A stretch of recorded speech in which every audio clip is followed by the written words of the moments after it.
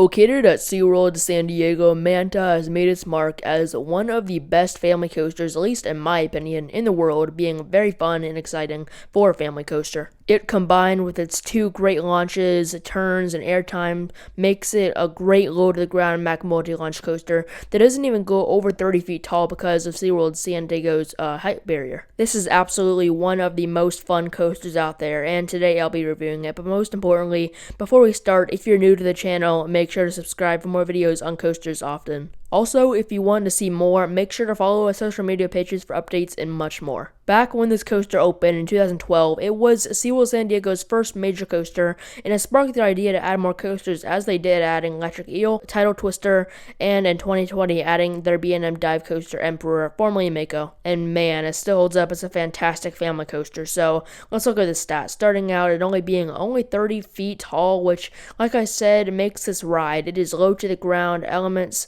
and I'm even surprised it gets to 30 feet tall. But then is the speed. It's 43 miles per hour. It has no inversions, even for being a MACK, and finally a track length at 2,800 feet long. Pretty average. Okay, so to start out, I just said I love this coaster as a great family coaster, but you may be thinking, what's so great about it? But there's lots of reasons. The first one being that the layout is great. Like I said, it's low to the ground with turns, but that's not all. There's also these good launches. They are MACK launches, so they aren't going to be the greatest, but they are very solid. There's two launches, that's why it is a multi-launch coaster, but also, even for being low to the ground, it has some great airtime pops, and there are even multiple of them. For example, there's some both floater and ejector near the beginning. There's one right after some trims that don't slow down the ride really at all. That doesn't really kill the momentum, similar to some other coasters. For being a family coaster, I have always thought of this coaster being great. I mean, I actually got my first ride on it near the time it opened, maybe like 1 or 2 years actually after it opened. We took a trip to California when I was younger, and I think it was the only park we went to on that trip,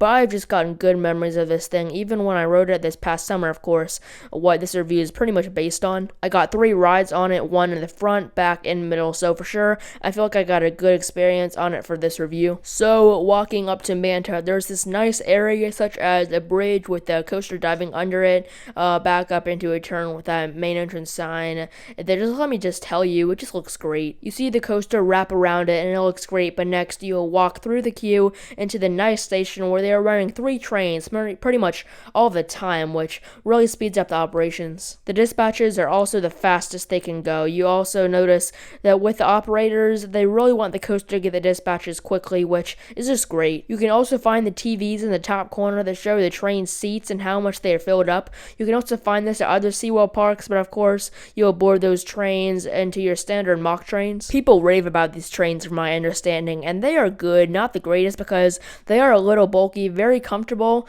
I like to compare these to clamshells. They just aren't really as comfortable as clamshells, even though they are pretty comfortable. But then you'll leave the station, turn to your right into the showroom, probably the most iconic part of the ride. Not really saying it is iconic, but it just has that feel for me. Like I said, I rode this coaster a long time ago. There is that nice show, kind of like in an aquarium, but I got a very cool experience last summer when I rode it. They had a different show in there. It was pretty much just lights with different music, but it was cool. The cover will then come up to where you launch out into that first turn. You definitely hit that main plaza fast, where you then come down under the pathway into a great turn. This coaster really is just made of turns, but there are 2 back-to-back airtime hills next that give you some great ejector airtime to look forward to before you ride this coaster. Then are some more little twists that are fun and all, but then is your second launch that launches you into an actually very intense turn because of the launch right before it. But then right after that launch, you'll turn up into actually trim brakes that does